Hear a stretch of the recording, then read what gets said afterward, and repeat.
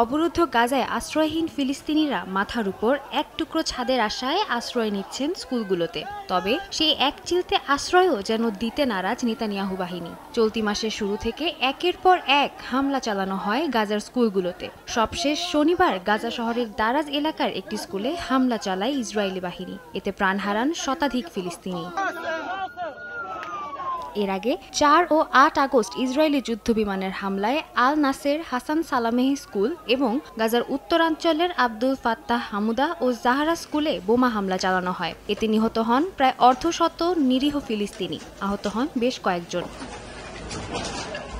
ইসরায়েলের আল হাম্মামা ও আল হুদা স্কুলে আশ্রয় নিয়েছিল গাজার দক্ষিণাঞ্চলের শেখ রেদোয়ান অঞ্চলের গৃহহীন বাসিন্দারা। সেখানেও হামলা চালায় দখলদার ইসরায়েল। এতে প্রাণ হারান অন্তত ১৭ জন।